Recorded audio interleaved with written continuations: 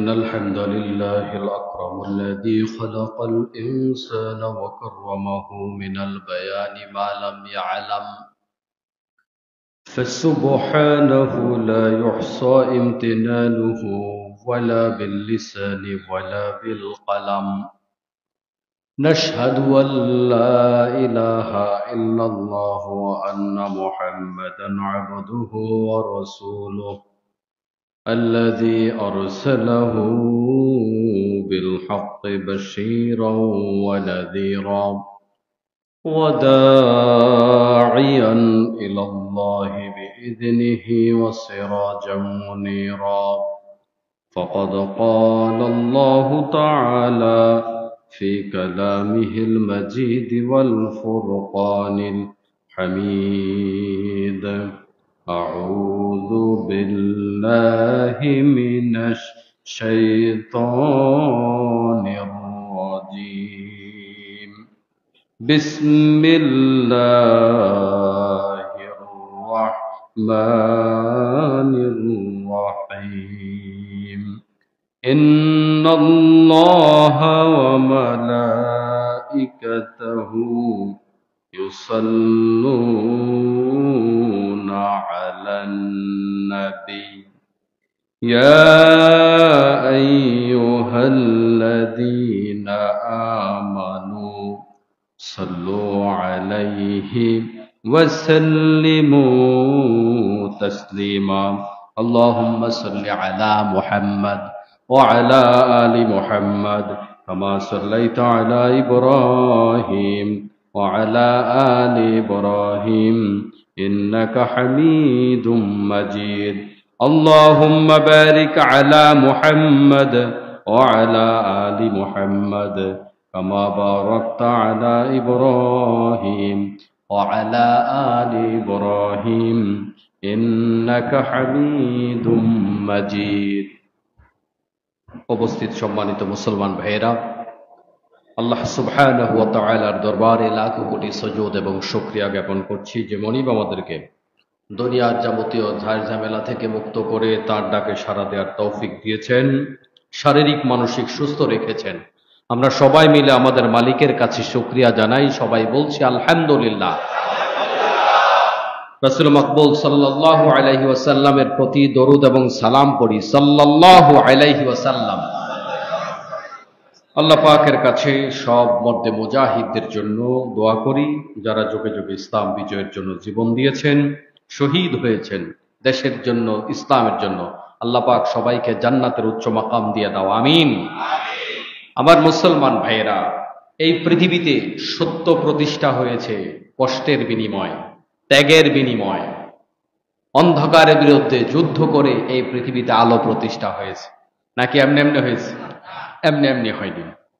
ভালো কাজ এমনি এমনি হয় না। যুগে যুগে একেবারে আদম আলাইহিসসালাতু ওয়াসসালাম থেকে শুরু করে এ পর্যন্ত সত্যের বিরুদ্ধে ষড়যন্ত্র আছে না নাই? আদম আলাইহিসসালাতু ওয়াসসালামের সন্তান দুইজন, হাবিল কাবিল। এই দুই সন্তান দুনিয়া আসার পরে ঝামেলা লাগছে না লাগে নাই? এক ভাই সত্যের পক্ষে, এক ভাই সত্যের বিপক্ষে, দুইজনের মধ্যেই ঝামেলা লেগে গেছে। খেয়াল করছেন?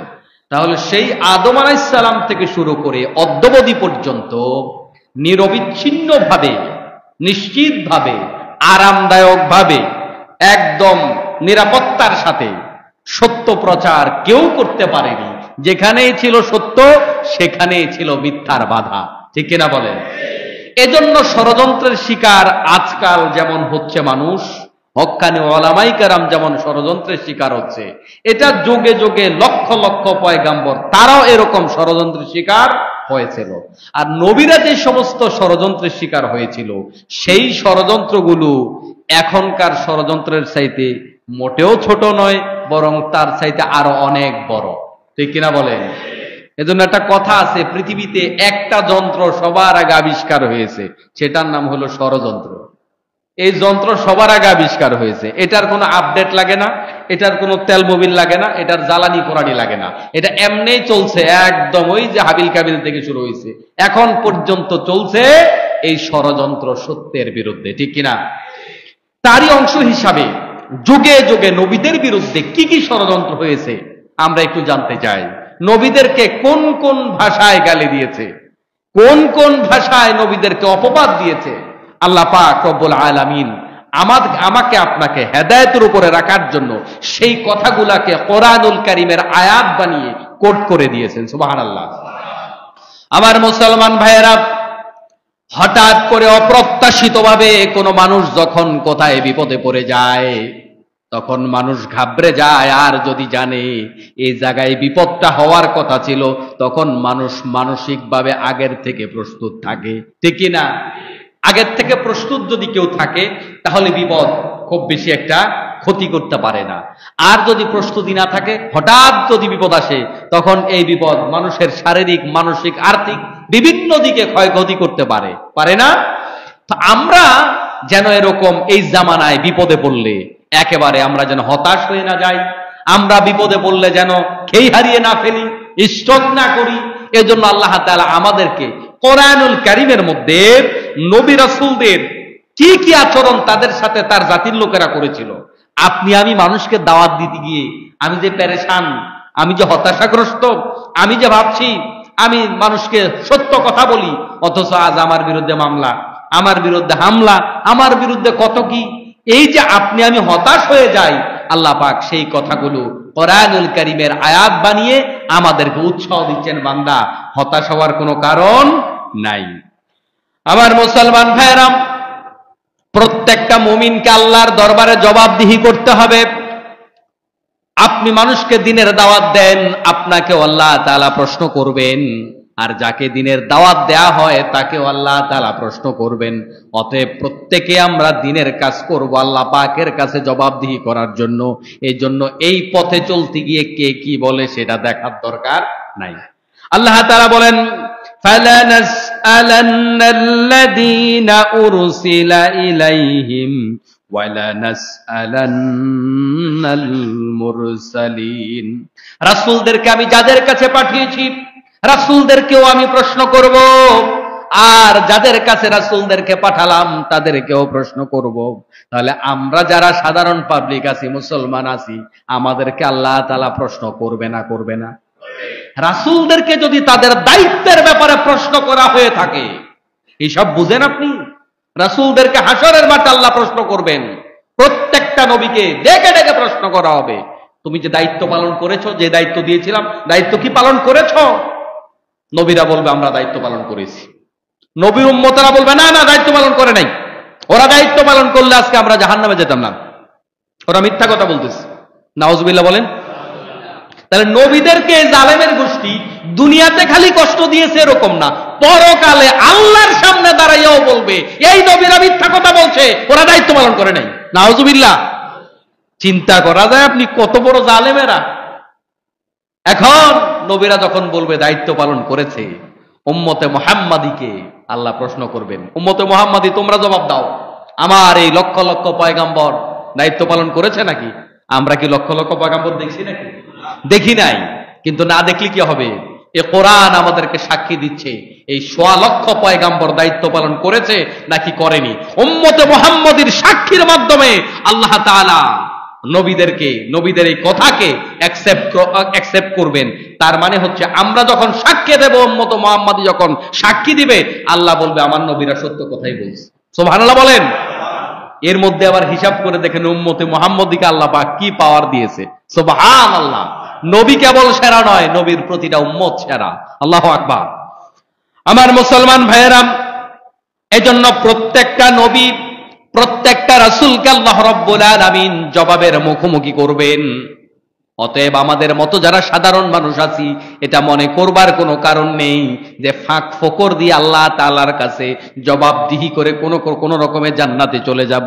এরকম কোন চিপা গলি দিয়া, ফাঁকা গলি দিয়া জান্নাতে যাওয়ার কোন রাস্তা নাই, ঠিক না? আল্লাহ তাআলা বলেন, নূহ আলাইহিস সালাতু ওয়াস সালামের বিরুদ্ধে কি ষড়যন্ত্র হয়েছিল। فقال الملأ الذين كفروا من قومه ما نراك إلا بشرا مثلنا। তারা নূহ আলাইহিস সালাতু ওয়াস সালামকে বলল, আমরা তো মনে করছি, আমরা তো দেখছি আপনি আমাদের মতোই মানুষ, কিসের নবী দাবি করেন আপনি? আপনি কি ফেরেশতা নাকি? আমাদের যেরকম হাত আছে দুইটা, পাও আছে দুইটা, আমাদেরকে দেখতে যেমন লাগে আপনাকেও তো দেখতে তেমন লাগে। আমাদেরও বিবি বাচ্চা আছে, আপনারও বিবি বাচ্চা আছে, আমরাও বাজারে যাই, আপনিও বাজারে যান। অতএব আমরা যেহেতু নবী না, আপনি নবী হন কেমনে? কথা বুঝেন? নবীদের সাথে তারা এইভাবে যোগে যোগে বেঈমানি করেছে, বিশ্বাসঘাতকতা করেছে, বেয়াদবি করেছে। আমরা তো মনে করছি তুমি আমাদের মতোই মানুষ, অতএব নবী দাবি করার কি কারণ হতে পারে? ওয়ামা নারাকা ইত্তাবিআকা ওয়ামা নারাকা ইত্তাবিআকা ইল্লাল্লাযীনা হুম আরাদিলুনা বাদিয়া। এক্ষেত্রে তারা শুধু তাই নয়, তারা বলেছে, তাদের দলের নেতারা বলেছে, আমরা তো দেখতে পাচ্ছি তোমার দল যারা করে সবগুলা নিম্নবিত্ত লোক, নিচু শ্রেণীর লোক। তোমার দল কি কোনো বড় লোক করে নাকি? দেখেন তাদের ভাষাগুলো এই জমানার সাথে মিলে না।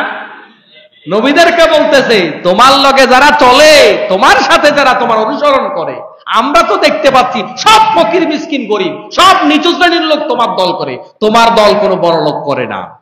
তার মানে আজকের এই জামানায় আপনাকে আমাকে মনে রাখতে হবে, যারা টাকাওয়ালা পয়সাওয়ালা তারা দিনদার একটু কমই হয়, শয়তানের দল একটু ভারী হয়, টাকাওয়ালারা একটু বিশ্বাসঘাতক হয়, টাকাওয়ালারা একটু কুফরি বেশি করে, কিন্তু যারা গরিব তারাই দিনদার বেশি হয়। সুবহানাল্লাহ বলেন।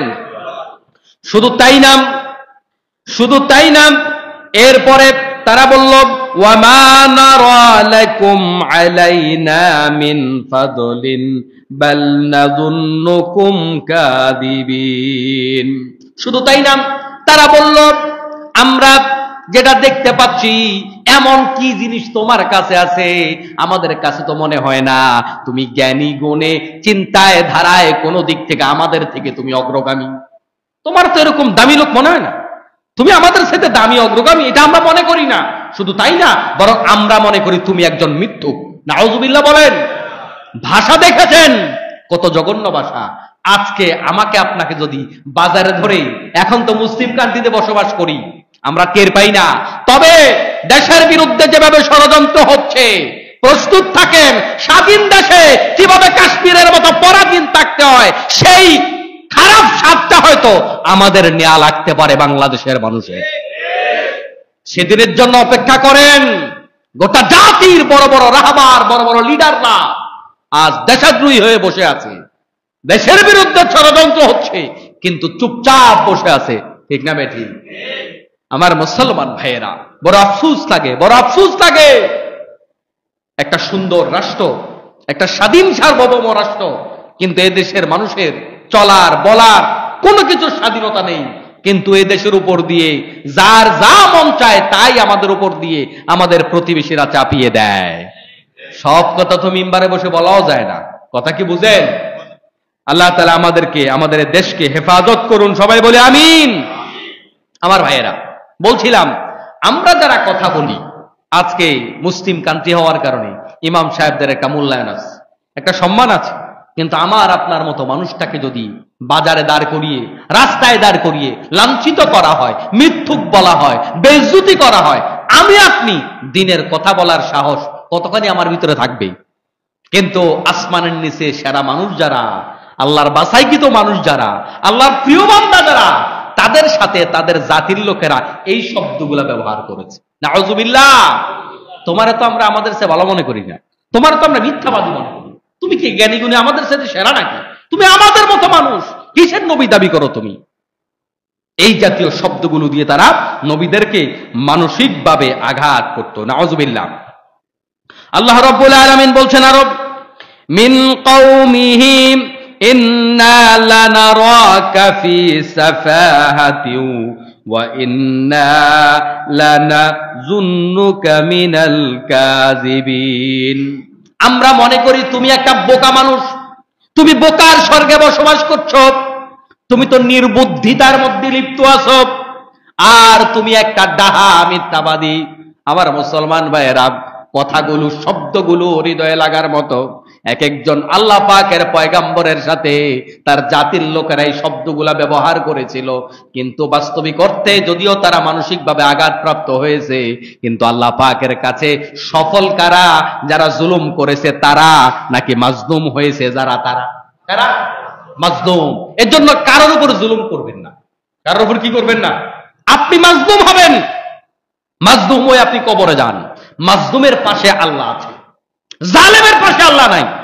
কারোর জন্য আপনি জালেম হবেন না, আপনার পরিবারের জন্য, সমাজের জন্য।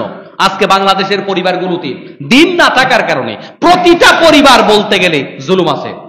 যে বেশি কামাই করে তার উপর জুলুম, যে বেশি পরিবারে দেয় তার উপর জুলুম, যে পরিবারের জন্য খাটে তার উপর জুলুম, যে খাটে না তার উপর কোনো জুলুম নাই।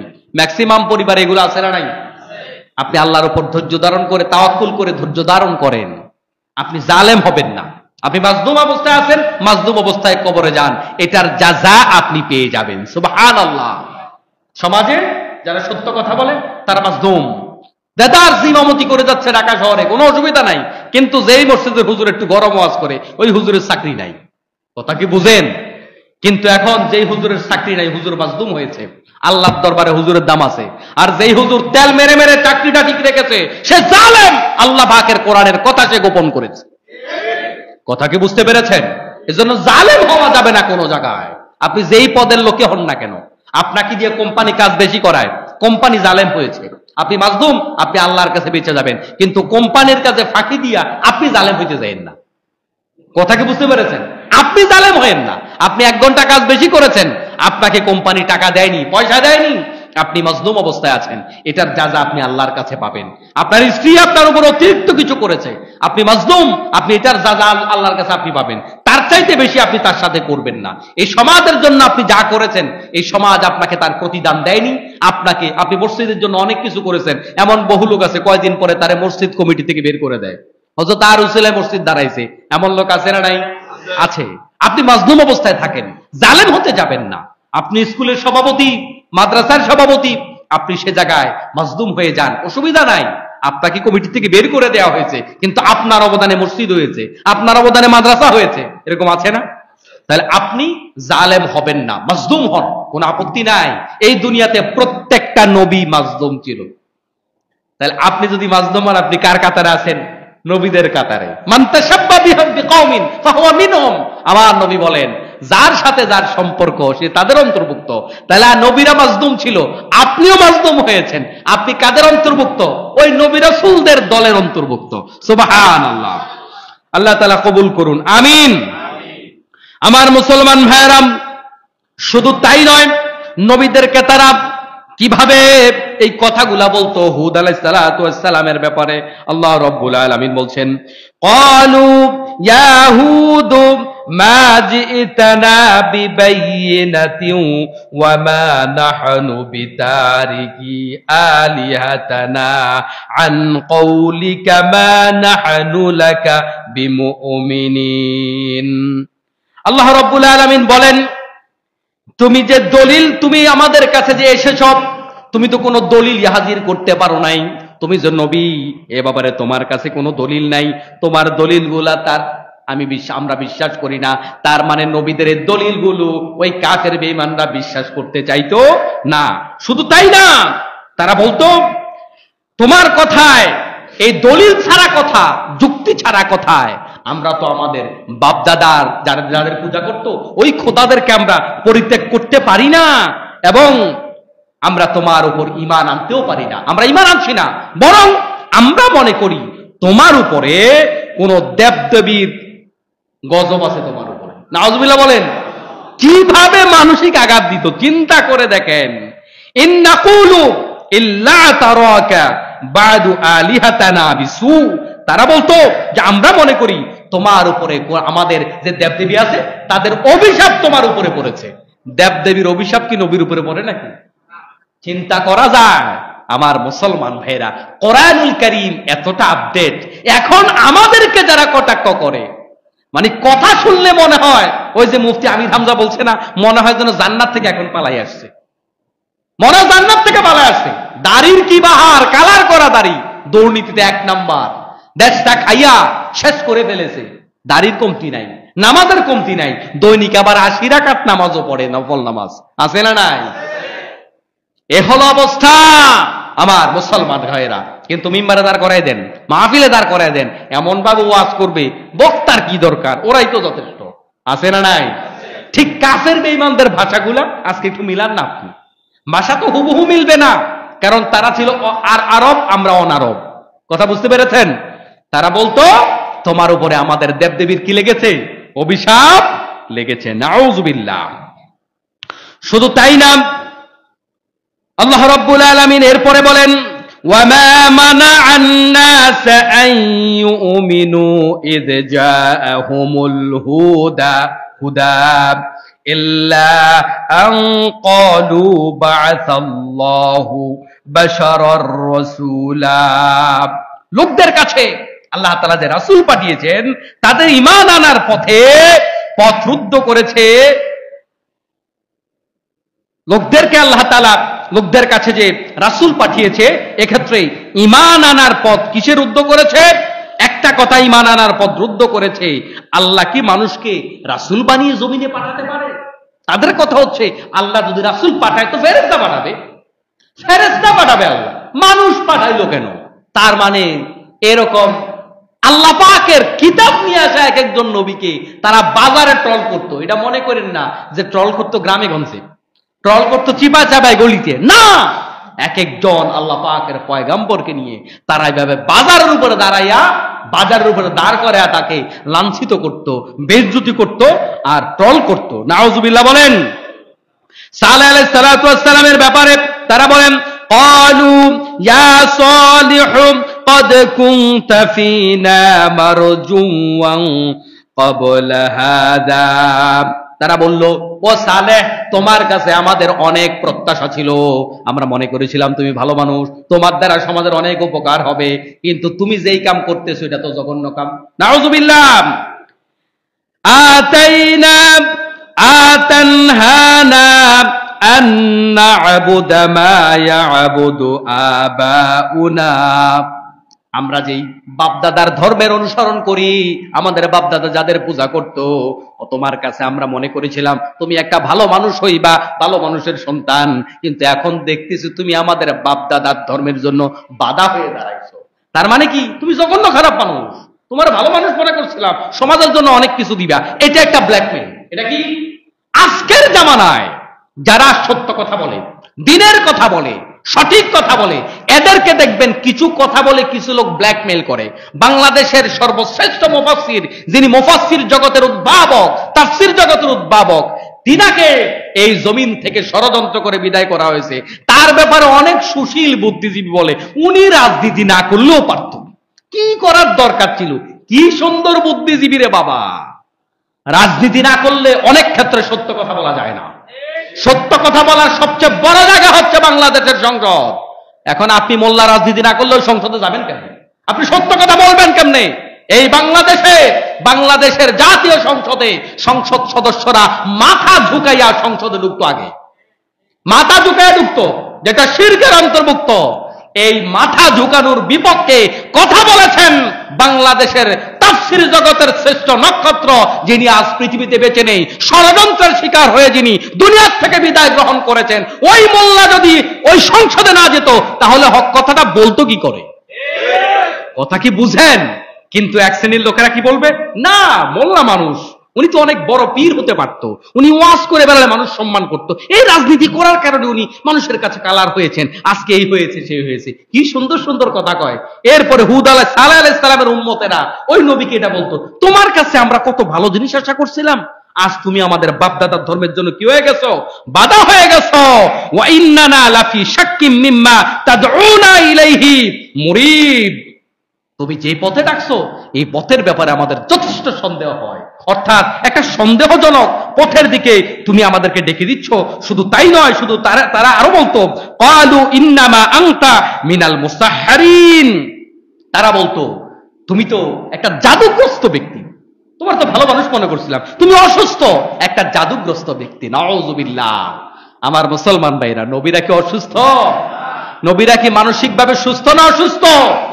নবীদের চাইতে সুস্থ মানসিকতার মানুষ এই জমিনে আর কেউ হতে পারে না।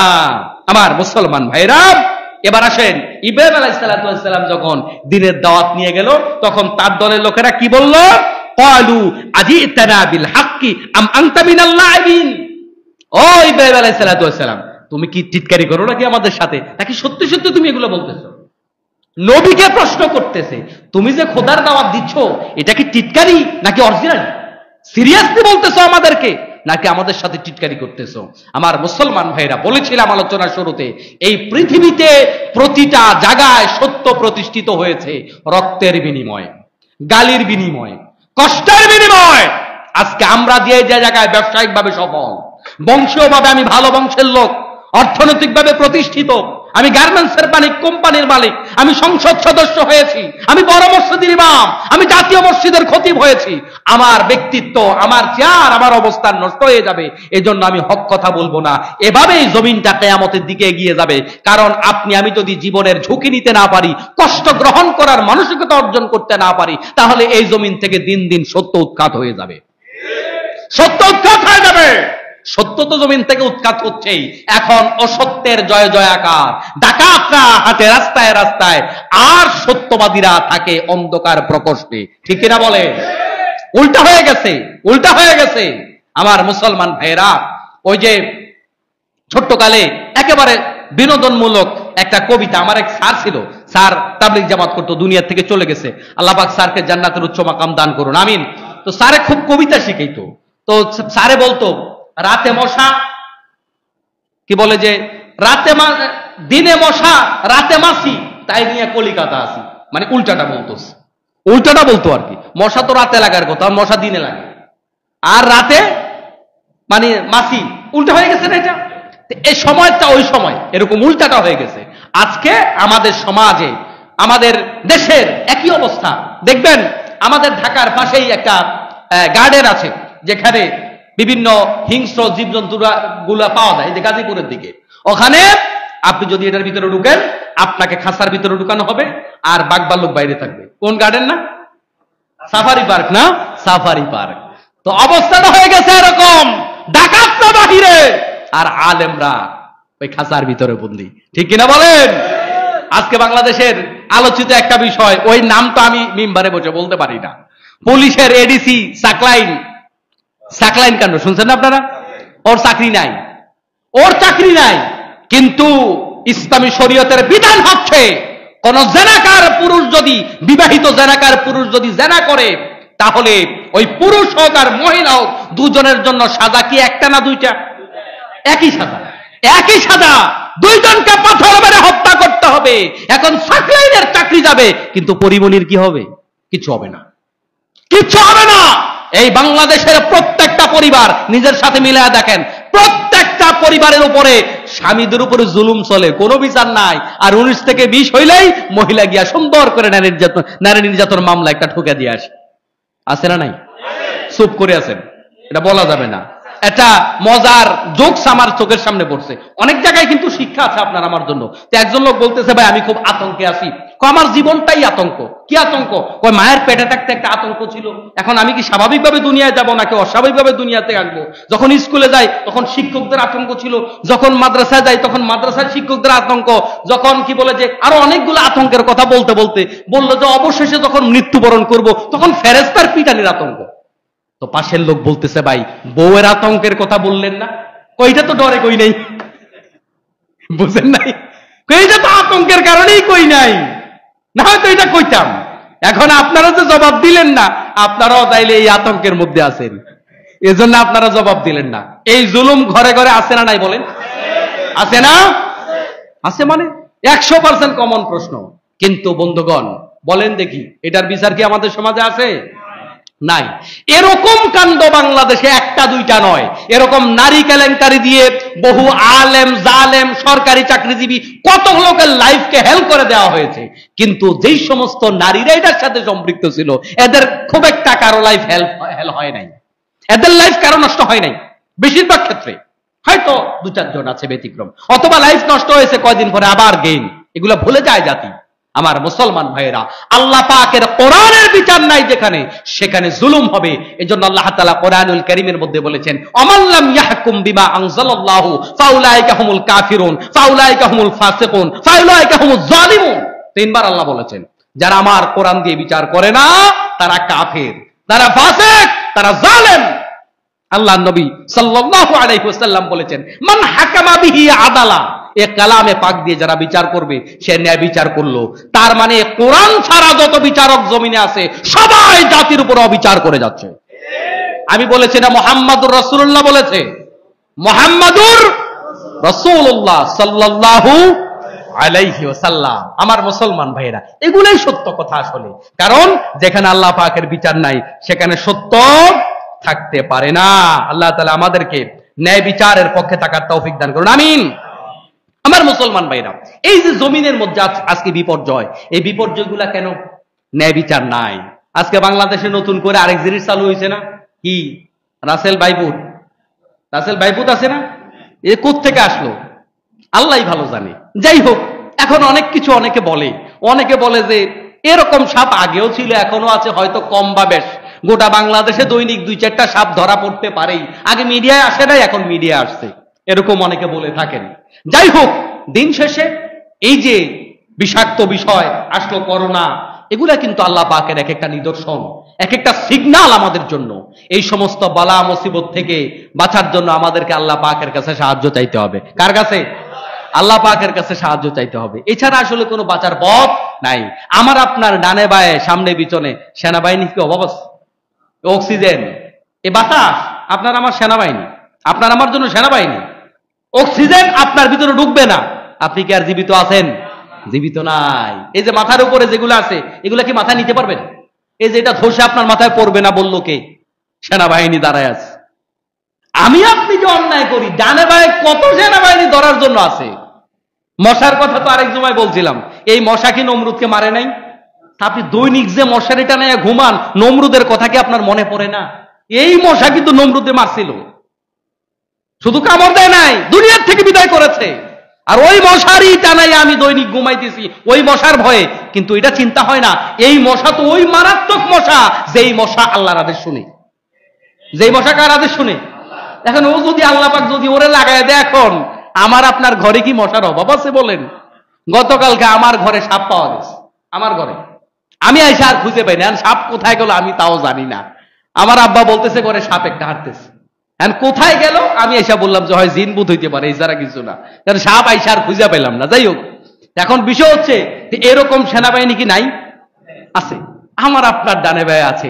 এজন্য আমাদেরকে এই সেনাবাহিনীগুলা সতর্ক করে, তুমি কোথায় যাচ্ছ, সতর্ক হয়ে যাও। আল্লাহ পাক চাইলে এখনই পাকড়াও করতে পারে।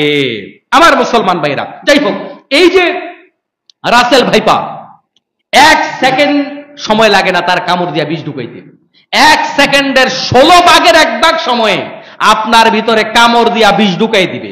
1 সেকেন্ড না, 1 সেকেন্ডের 16 ভাগের 1 ভাগ সময়ে তার কাজ সবটা সেরে ফেলতে পারে, এত দ্রুত কামড় দিতে পারে। এবং বাংলাদেশে যে পরিমাণ মানুষ মারা যাচ্ছে সাপের কামড়ে, তার এককভাবে রাসেল ভাইপারে কামড়ে মারা যায় হলো 43%, 43% এককভাবে। তার মানে এই বিষাক্ত সাপ থেকে বাঁচার জন্য আমাদের চেষ্টা করার দরকার আছে না নাই? যে কাউকে যদি এরকম কামড়ে দেয়, এক্ষেত্রে অবশ্যই সতর্কতার সাথেই আপনারা মেডিকেলে নিয়ে যাবেন, ডাক্তারের শরণাপন্ন হবেন। এরকম বিষাক্ত সাপ কামড় দিলে ওই ওজার কাছে, অমুকের কাছে, তোমার কাছে এগুলা নিয়ে যাবেন, তাহলে আপনার জীবনটাকে ঝুঁকির মুখে আপনি ঠেলে দিলেন। তবে বিশ্বনবী সাল্লাল্লাহু আলাইহি সাল্লাম এই জাতীয় বিষাক্ত পোকা মাকড় বালা মুসিবত থেকে বাঁচার জন্য আমাদেরকে চমৎকার একটা দোয়া শিখিয়েছেন। এই দোয়াটা সকালে 3 বার পড়তে হবে, রাতে 3 বার পড়তে হবে। এই দোয়াটা 3 বার করে পড়লে আশা করা যায় এই জাতীয় বিপদ এবং মুসিবত থেকে আল্লাহ পাক বাঁচিয়ে দিবেন। সুবহানাল্লাহ। দোয়াটা হচ্ছে আল্লাহুম্মা আউযু বিকালিমাতিল্লাহিত তাম্মাতি মিন শাররি মা খালাক। আউযু বিকালিমাতিল্লাহিত তাম্মাতি মিন শাররি মা খালাকা। সবাই বলেন তো, আউযু বিকালিমাতিল্লাহিত তাম্মাতি মিন শাররি মা খালাকা। দোয়াটা সকালে 3 বার পড়বেন, রাতে 3 বার পড়বেন। আশা করা যায় আল্লাহ তাআলা আমাদেরকে এই জাতীয় বালা মুসিবত থেকে হেফাজত করবেন, আমিন। এরপরে আমার মুসলমান ভাইয়েরা, যুগে যুগে নবীদেরকে কিভাবে কষ্ট দিয়েছে। আল্লাহ তাআলা লূত আলাইহিস সালাতু ওয়াস সালামের ব্যাপারে বলেন, ওয়ামা কানা জাওয়াবা কওমিহি ইল্লা আন ক্বালু আখরিজুহুম মিন ক্বরিয়াতিকুম, কিন্তু তাদের সম্প্রদায়ের লোকদের এটা ছাড়া আর কোনো জবাব ছিল না। তারা বলল, আমরা তোমাকে এই জনপদ থেকে বের করে দিতে চাই। কি করতে চাই? বের করতে চাই। তুমি আমাদের এই জনপদ থেকে বের হয়ে যাও। যুগে যুগে কাফের বেঈমান শাসকদের এটা কথা ছিল, হয় আমাদেরকে মানো, না হয় দেশ থেকে বের হয়ে যাও। এখনো কিছু লোক বলে কি বলে না? বলে যে আমরা মহাদেশ প্রেমিক, দেশ থেকে বের হইয়া অমুক দেশে চলে যাও, বলে কি না? অথচ তারা এক একটা লোক, এক একজনের অ্যাকাউন্টে হাজার হাজার কোটি টাকা। এই যে ছাগল কাণ্ড বাংলাদেশে দেখছেন না, 15 লাখ টাকার ছাগল, বাবা এখন ছেলের অস্বীকার করে, কয়টা আমার ছেলে না। বুঝেন মিয়া, দুর্নীতি কার জন্য করেন? কার জন্য দুর্নীতি করেন? এই 2 আনার জন্য বাবা তার সন্তানকে দুনিয়াতে অস্বীকার করছে। এবার বুঝে নেন, হাসরের মাঠে আপনি যখন ধরা খাবেন, আপনি দুর্নীতি করে সুইস ব্যাংকে টাকা জমাইছেন, দুর্নীতি করে বউয়ের নামে আপনি বিশাল বাড়িগাড়ি করে দিয়েছেন, ছেলে সন্তানের নামে বাড়িগাড়ি করে দিয়েছেন। এখন ওই ছেলে সন্তান আপনাকে দুনিয়াতে অস্বীকার করে। আবার যেই লোকের ওই যে খামার কি বলে যে ওই যে লোকের ছেলে এই ছাগল কিনেছে, তার আবার স্ত্রী 2টা, একটা বিদেশ থাকে, তার মেয়ে এখন আবার লাইভে এসে বলতেছে যে আমার বাবা এরকম ওরকম এরকম, আমার বাবা ভালো মানুষ না, তার দৃষ্টান্তমূলক সাজা চাই।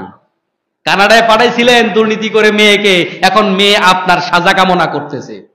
এই জন্য আমার মুসলমান ভাইয়েরা, আমার আপনার ডানে ভাই যাদেরকে আমি আপনি কামাই রোজগার করে খাওয়াচ্ছি, মনে রাখবেন এরা আমার আপনার বন্ধু নয়, এরা আমার আপনার শত্রু।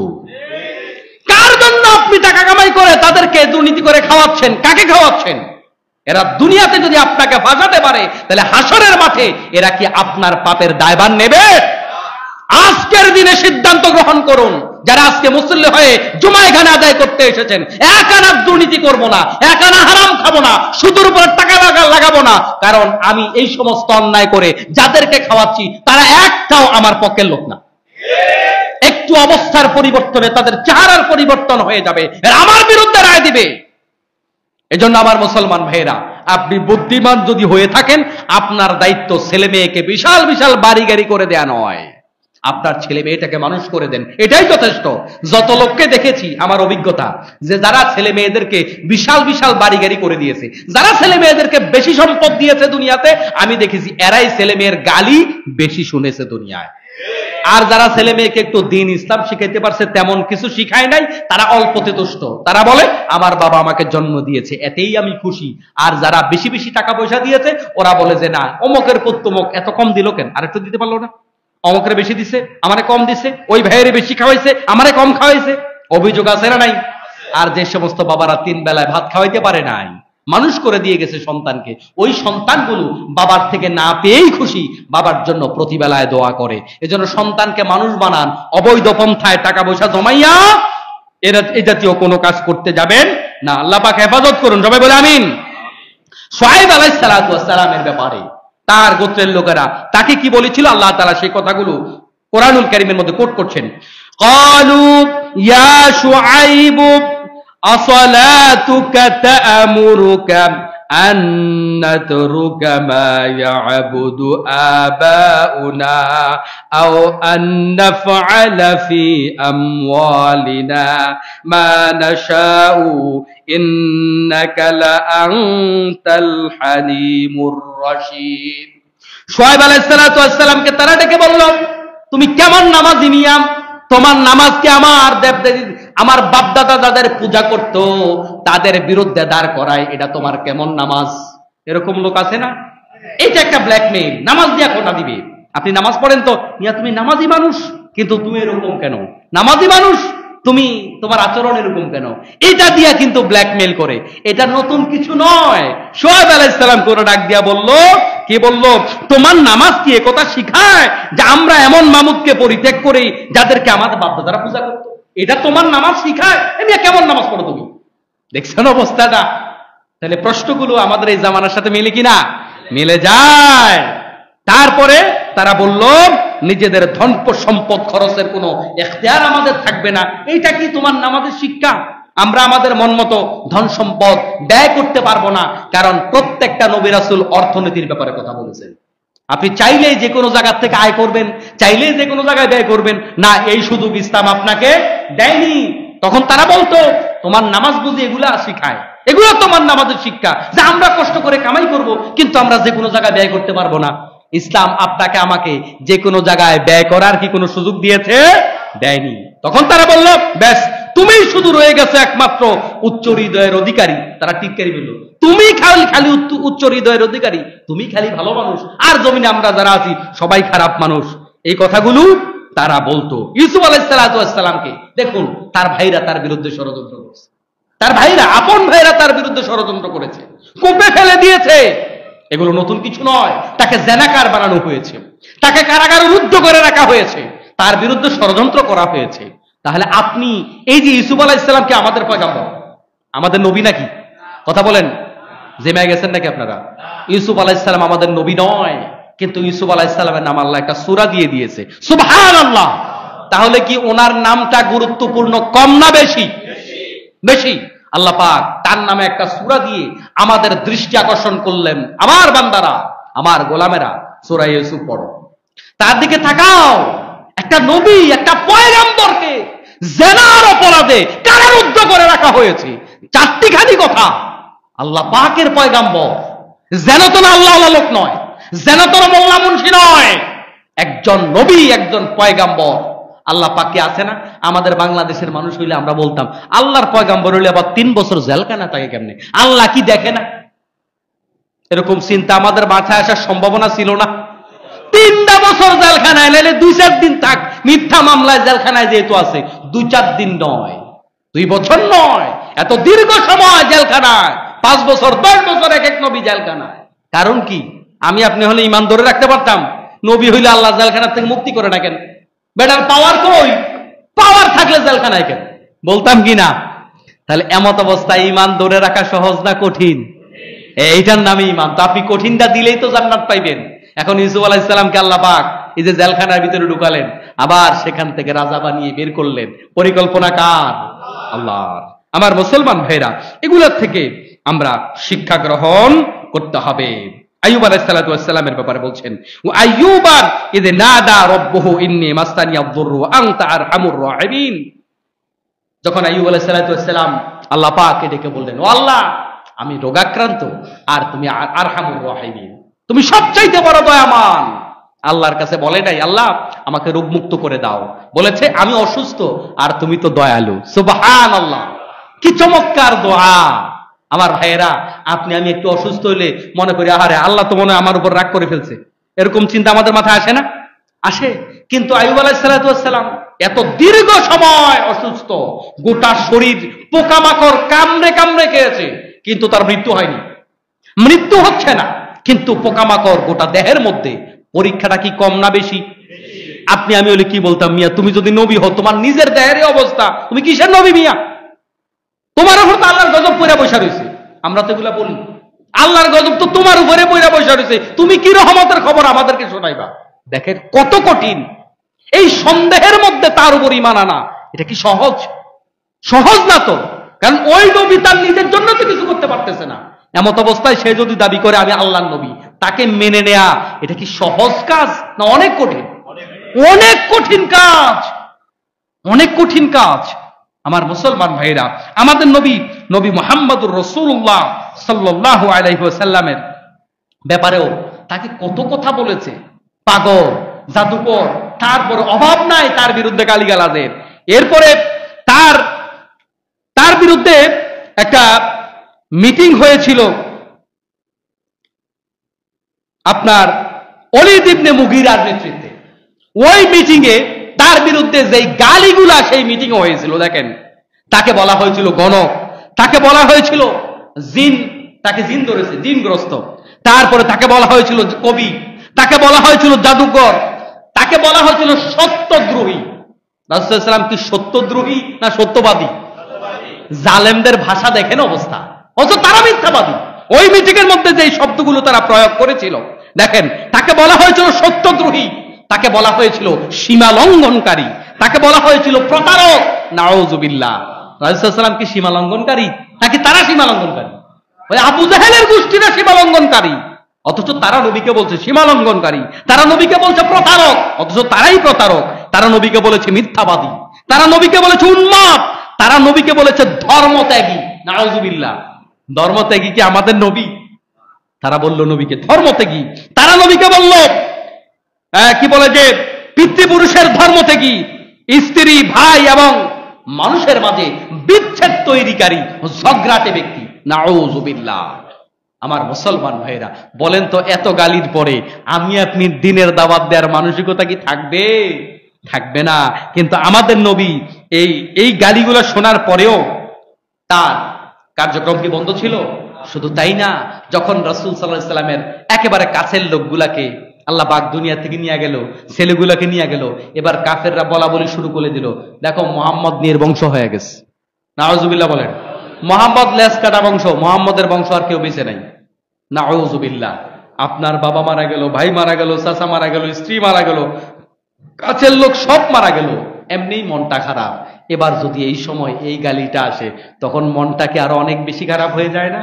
তখন আল্লাহ রাব্বুল আলামিন, এটা আল্লাহ পাকের ভালো লাগেনি, আল্লাহ পাক এবার জবাব দিলেন, ইন্না শানিআকা হুয়াল আবতার।